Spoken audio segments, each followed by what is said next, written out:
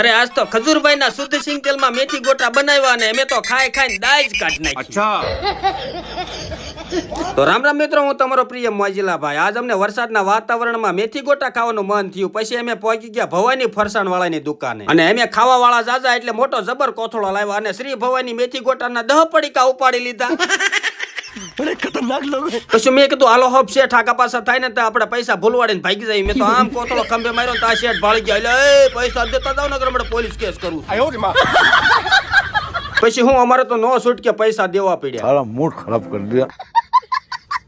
પછી મેં કીધું હવે જે થયું જવા દો ને ભાઈ, અમારે ઉતાવળ છે, વરસાદ આવે ને પેલા અમે વાડીએ પહોંચી જાય. પછી આમ કાળા ડિબાંગ વાદળા થયા અને અમે તો શ્રી ભવાની મેથી ગોટાના પડીકા લઈને ઉપડ્યા વાડી. અમે કીધું આજ તો મેથી ગોટા ખાવાની બહુ મજા આવશે, પણ અમારી વાડીનો રસ્તો બહુ ખરાબ. પછી મેં રંગીલા રાજુને કીધું એટલે ભાઈ તું જાળવીને ફોર્ચ્યુનર રાખજે, જો ક્યાંક ખાડામાં ખાઈ પીને મોઢા ભાંગી ગયા ને તો મેથી ગોટા ખાઈવા નહીં રહી.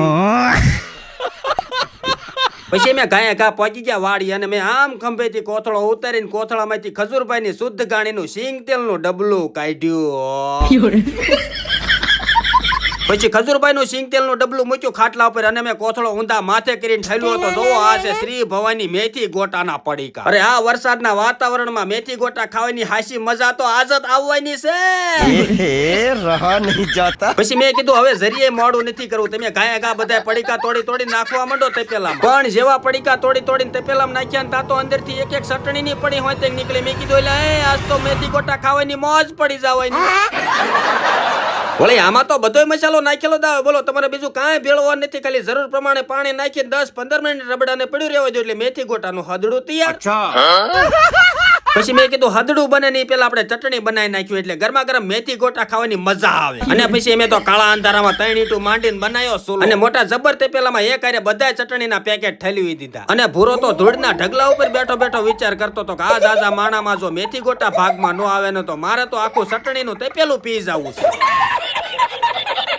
પછી ચટણી બની ગઈ ને મેં ગાયા ઘા બીજો સુલો હળગાયો અને એ હળગતા સુલા ઉપર મોટી જબર તવી માંડી. અને અત્યાર લગન તો અમને નકરું ભેળસેળ વાળું તેલ જ મળ્યું, પણ હવે પછી ના અમારા બધા પ્રોગ્રામમાં ખજૂરભાઈની શુદ્ધ ગાણીનું સિંગ તેલ જ વાપરવાનું છે. क्या बात है सर, क्या बात है सर। અને એ શુદ્ધ સિંગ તેલમાં અમે શ્રી ભવાનીના મેથી ગોટા બનાવવાનું કર્યું ચાલુ. પછી પેલો જ ગરમા ગરમ મેથી ગોટાનો ગાણ કાઢ્યો અને મેં એક ભજ્જું સાચ્યું, પણ કાંઈ નો ઘટે. હો મેં કીધું હજી આમાં ડુંગળી અને કટકી કરેલા મરસા નાખો ને એટલે ઓર મજા આવશે.